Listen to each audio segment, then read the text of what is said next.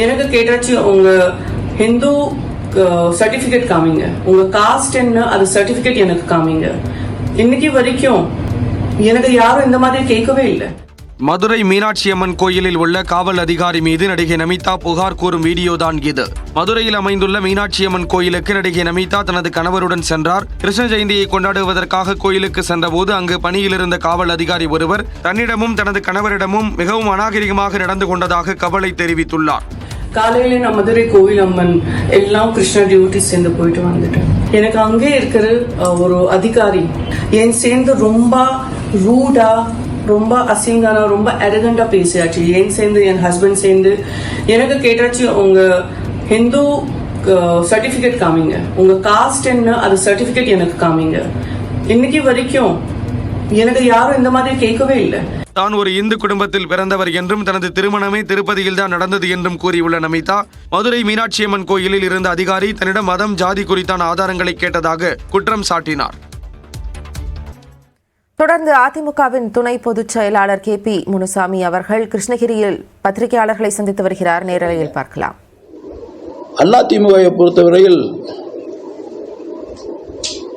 தேர்தல் ஆணையமும் உச்சநீதிமன்றமும் தீர்ப்பளித்து அண்ணா திராவிட முன்னேற்ற கழகத்துடைய பொதுச் செயலாளர் எடப்பாடி பழனிசாமி என்பதை உச்சநீதிமன்றமும் தேர்தல் ஆணையமும் தீர்ப்பு வழங்கியிருக்கிறது. அந்த தீர்ப்பு வழங்குவதற்கு காரணகர்த்தாவாக இருக்கின்ற 1.5 கோடி தொண்டர்களிலிருந்தே பிரதிநிதியாக வந்த பொதுக்குழு உறுப்பினர்கள் அனைவரும் சேர்ந்து பொதுச் செயலாளரை உருவாக்கி கொடுத்திருக்கிறார்கள். எனவே இந்த இயக்கத்தில் எந்த பிளவும் இல்லை, எந்த சிதறலும் இல்லை. ஒட்டுமொத்தமாக ஒருமுகமாக பொதுச் எடப்பாடியுடைய தலைமையின் கீழ் இந்த இயக்கம் இயங்கிக் கொண்டிருக்கிறது என்பதை உங்களுக்கு தெரிவித்துக் கொள்கிறேன். தலித்துகள் என்னைக்குமே முதல்வராக முடியாது. மக்கள் செல்வாக்குள்ள தலைவர் யார் ஒருவர்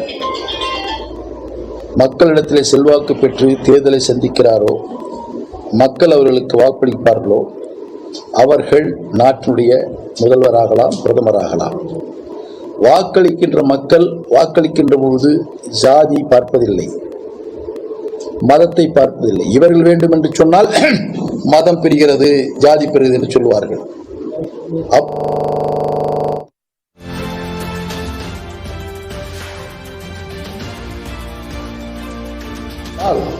அந்த தலைவன் என்ன ஜாதி என்ன மதம் என்று வாக்காளர் பெருமக்கள் சிந்திப்பதே இல்லை.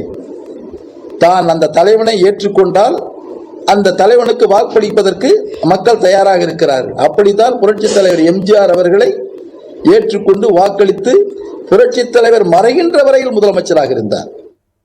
1.5 கோடி அதிமுக தொண்டர்களின் ஆதரவோடுதான் எடப்பாடி பழனிசாமி பொதுச் செயலாளராகி இருக்கிறார் என துணை பொதுச் செயலாளர் பேசியதை தற்போது நாம் பார்த்தோம். தொடர்ந்து இது குறித்த முழு பதிவை பின்னர் பார்க்கலாம்.